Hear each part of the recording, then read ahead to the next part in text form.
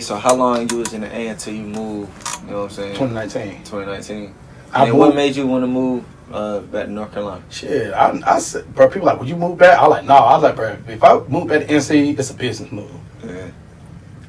I moved back April 19. The store's open November 19. Ain't playing no game. Boy, no. And then since you've been moved back and you got this in the community, how has it been? Oh, bro, it was turned.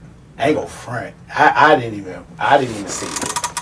I didn't think it'll be like it is, because now everyone was like, finally, I can go pull up and go buy. It's not like that's the only thing.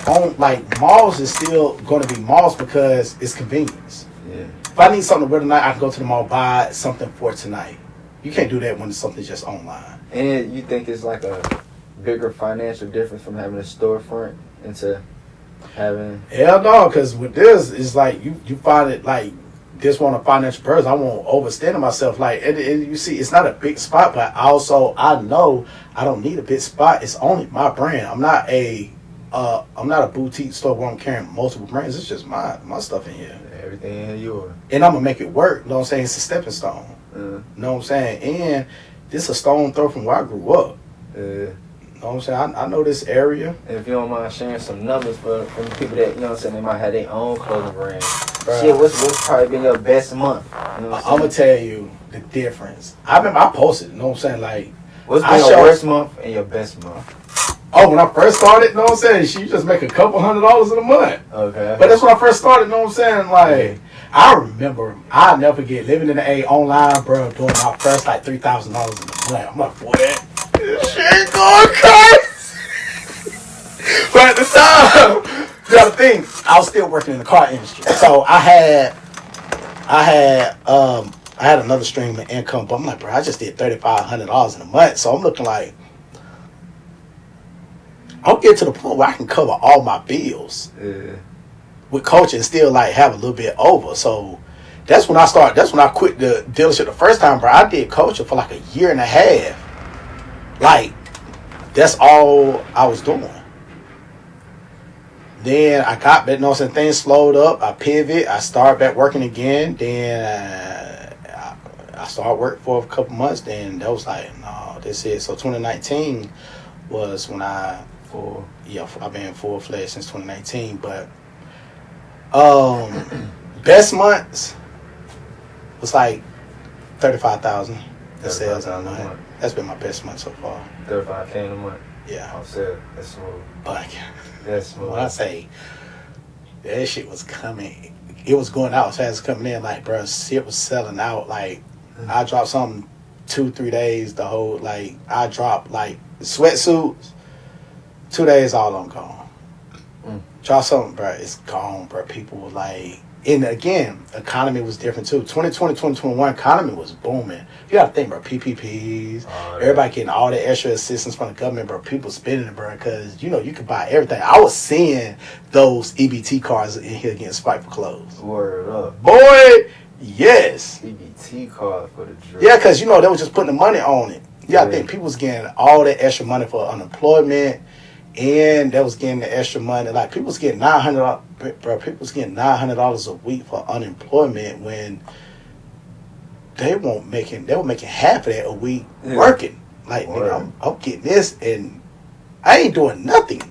It's free. The worst part is, while black people be in a position we is, we get free money and treat it like free money and not stack it to come up to put yourself in a position. I see. Oh.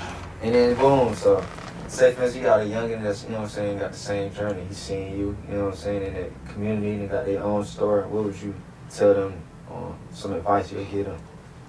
The biggest advice is you actually have to be passionate about what you're doing. If there is no passion, like you see, we are in a situation where we're in a time where people emulate the end results, not the process. Like, people see you shooting for these celebs, but they don't look at what it took to get to that point. They want like, well, shit, I could buy a camera and shoot a video, and their immediate next step is buying a camera and shooting for Young Thug and being on tour with Young Thug. Yeah, don't work like that at all.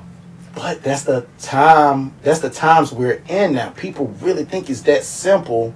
People emulate the end results, not the process. Right.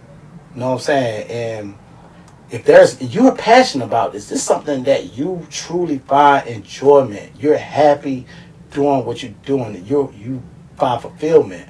People look at it. People are finding stuff that's money grabs.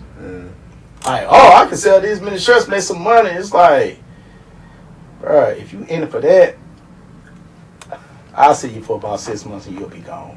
Because people don't look at the losses I took. Yeah. And then shit, where you plan on taking it? Where you see this in the future, 5-10 years from now? So the ultimate goal is have my storefronts throughout NC. I ain't gonna front. I have no aspirations of having other cities. Just everything in North Carolina. Yes, because I want this to be a North Carolina product. Like no one else can take hold of culture. This is a North Carolina product. This is a Durham product. Like when you come to North Carolina, you better hit one of these stores. But the other outlet is I would have it in particular boutiques that's in line with my brand. I would have like case in point, Bape. Bape for the longest only had like one location, like an actual Bape store. Yeah. It was just one. They had 2 locations in New York. There's Bape retailers, and most people are buying. They're buying from Bape resellers. They're not like they don't have a Bape account. So like an actual Bape store, it's only like 9 Bape stores in the entire U.S. You gotta think, bro. Bape been out since the 90s. Yeah, for a long time. They only have 9 stores, and it's all in major cities. They have like 2 in New York. They have Miami. They have Houston. They have Atlanta, California. No, it's only like 6 locations, but it's a few locations that got multiple locations. But it's only like 6 to 7 cities that actually have an official Bape store. Everyone else is Bape retailers, and even their retail list is short. You know what I'm saying? You got like Almayer, like sometimes Social Status don't even get it. Even though Almayer and Social Status is under the same umbrella, it's just Almayer is the top shelf Social Status. So that's where you can go get rude out of Almayer. You know what I'm saying? You can't necessarily can't find rude because the price point doesn't make sense to the consumer, the average consumer that's shopping in Social Status versus the average consumer that's shopping at Almayer. But yeah, so that's like the goal is have a few locations: Durham, Raleigh, Greensboro, Charlotte, and Fayetteville. That's like my Power 5.